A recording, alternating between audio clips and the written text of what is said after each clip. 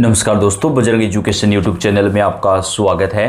उत्तर प्रदेश ग्राम पंचायत चुनाव 2025-26 की हर महत्वपूर्ण जानकारी सबसे पहले प्राप्त करने के लिए आप इस चैनल को सब्सक्राइब कर दें, वीडियो को लाइक और शेयर कर दें। आप यूपी के कौन से जिले से हैं दोस्तों, कमेंट करके बताएं, ताकि योगी सरकार की तरफ से कोई भी नई योजना शुरू की जाए उसकी जानकारी हम आप तक सबसे पहले पहुंचा सकें। दोस्तों, अगर आप भी उत्तर प्रदेश में ग्राम पंचायत चुनाव, प्रधान चुनाव का इंतजार कर रहे हैं तो आपके लिए सबसे बड़ी खुशखबरी आ चुकी है।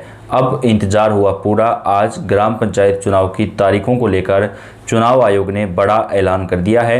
यूपी के ग्राम पंचायत चुनाव में 5 नए नियम लागू किए जाएंगे।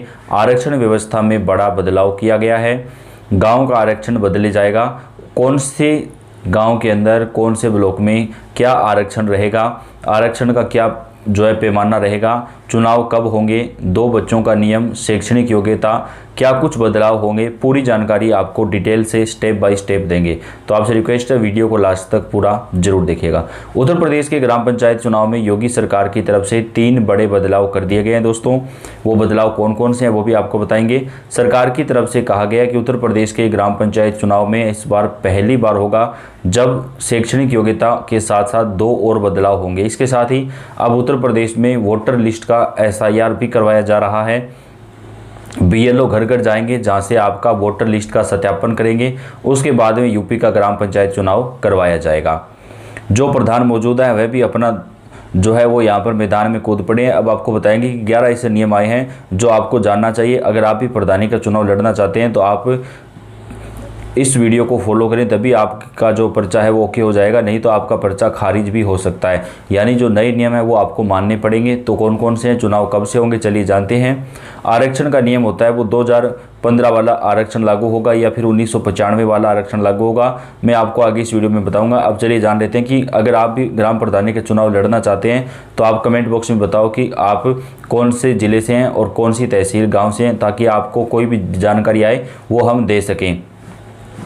तो दोस्तों, सबसे पहले बात करते हैं आपको 11 नियम कौन कौन से जो हर ग्राम प्रधान के प्रत्याशी को या जिला पंचायत या फिर VDC पद के प्रत्याशी को सुनना चाहिए और समझना चाहिए। पहले आते हैं, अगर आप प्रधानी का चुनाव लड़ना चाहते हैं तो चीज़ को देखिए, समझिए दोस्तों। अब आपके लिए शैक्षणिक योग्यता जरूरी की जा सकती है, यानी 10वीं 12वीं या फिर ग्रेजुएशन का नियम अगर सरकार लागू करती है तो इससे मौजूदा समय में जो प्रधान है वो कई ऐसे होंगे जो चुनाव नहीं लड़ पाएंगे। तो ये नियम भी अगर लागू कर दिया जाएगा तो काफ़ी परेशानी लोगों को यहाँ पर जो चुनाव लड़ रहे हैं उनको हो सकती है। चीज़ को देखिए, समझिए दोस्तों। यहाँ पर जो सूची लगा दी गई है आप पढ़ लीजिए। पहले पर आता है कि आप प्रधानी के चुनाव लड़ना चाहते हैं तो आपको भारत का नागरिक होना बेहद ज़रूरी है। आप जिस गांव से हैं उस गांव के किसी भी वार्ड में आपका नाम होना चाहिए वोटर लिस्ट में, तभी आप अपने गाँव से चुनाव जो है वो लड़ सकेंगे। आपको इसको फॉलो करना है। 100% नहीं होता, आपका पर्चा खारिज हो जाएगा। तो चलिए दोस्तों, दूसरा शर्त जान लेते हैं। जिस ग्राम प्रधान में सभा में आप रह रहे हैं आपका वोटर लिस्ट में नाम होना जरूरी है। तो अगर आप चुनाव लड़ना चाहते हैं तो सबसे पहले आप ये चेक कर लीजिए कि आपका नाम वोटर लिस्ट में है या नहीं। अगर किसी कारण से आपका नाम वोटर लिस्ट से कट हो चुका है तो आप दोबारा से अपना नाम जुड़वाइए, क्योंकि अगर आप पहले आप ध्यान नहीं करेंगे और बाद में पता चलेगा तो चुनाव लड़ने से वंचित रह सकते हैं।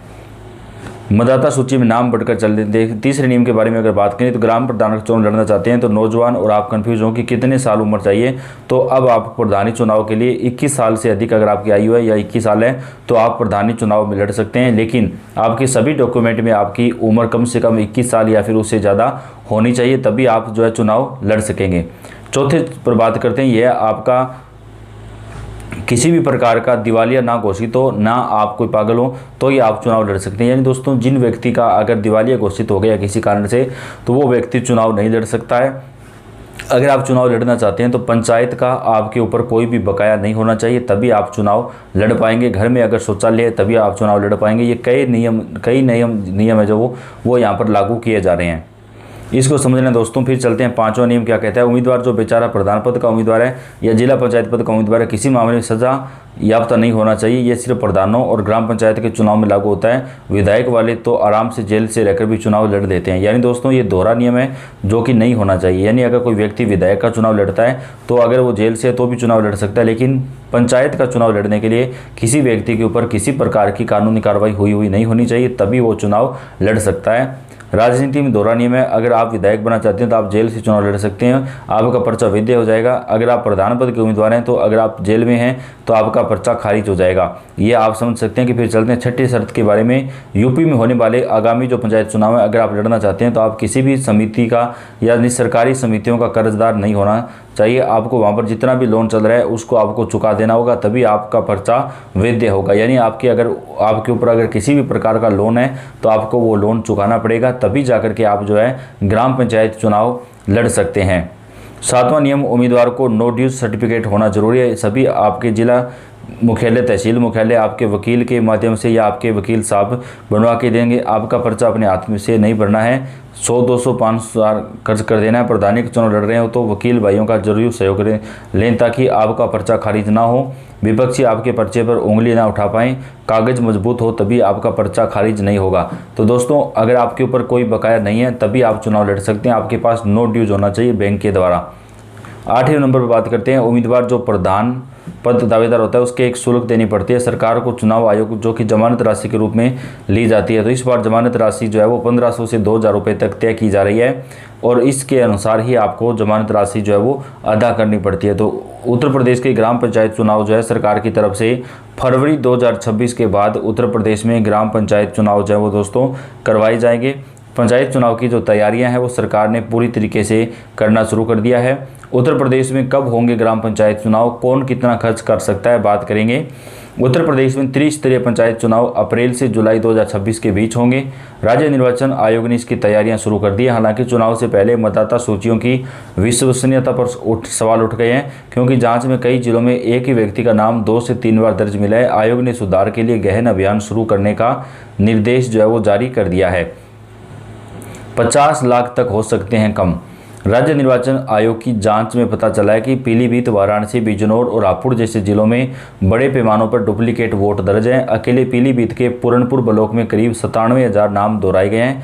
अधिकारियों का मानना है कि अगर ठीक से जांच हुई तो लगभग 50 लाख नाम मतदाता सूची से हटाए जा सकते हैं। आयोग ने इसे दुरुस्त करने के लिए गहन पुनरीक्षण SIR जैसा अभियान चलाने का निर्देश जारी किया है। चुनाव की तैयारियों के बीच आयोग ने प्रत्याशियों के लिए खर्च सीमा में वृद्धि की है। ग्राम प्रधान अब अधिकतम 1,25,000 रुपये तक जो है वो खर्चा कर सकते हैं, जबकि जिला पंचायत सदस्य के लिए यह सीमा 2,50,000 रुपये है। सबसे ज़्यादा 7 लाख रुपये जिला पंचायत अध्यक्ष के लिए तय किया गया है। आयोग ने पारदर्शिता बनाए रखने और खर्च पर नियंत्रण सुनिश्चित करने के लिए यह फैसला लिया है। साथ ही समय तय सीमा से अधिक खर्च करने पर कार्रवाई की चेतावनी भी जारी कर दी है। जल्द घोषित होगा चुनाव कार्यक्रम। SC/ST आरक्षण निर्धारण की प्रक्रिया पूरी होते ही आयोग चुनाव कार्यक्रम घोषित करेगा। बैलेट पेपर की छपाई का काम शुरू हो चुका है। आयोग ने नामांकन पत्र खरीदने का शुल्क और जमानत राशि की दरें भी बढ़ा दी हैं। डुप्लीकेट मतदाताओं की पहचान और सूची में सुधार के बाद आयोग का लक्ष्य निष्पक्ष और विश्वसनीय चुनाव सुनिश्चित करना है। तो उत्तर प्रदेश के ग्राम पंचायत चुनाव दोस्तों मार्च-अप्रैल 2026 के अंदर पूरे करवाए जाएंगे। यूपी के ग्राम पंचायत चुनाव से जुड़ी हुई तमाम जानकारियाँ हम आप तक चैनल के ऊपर सबसे पहले साझा करते हैं। तो ये आपका अपना चैनल है, आप सब्सक्राइब करके बेल आइकन को दबाएं, वीडियो को लाइक और शेयर जरूर कर दें। धन्यवाद।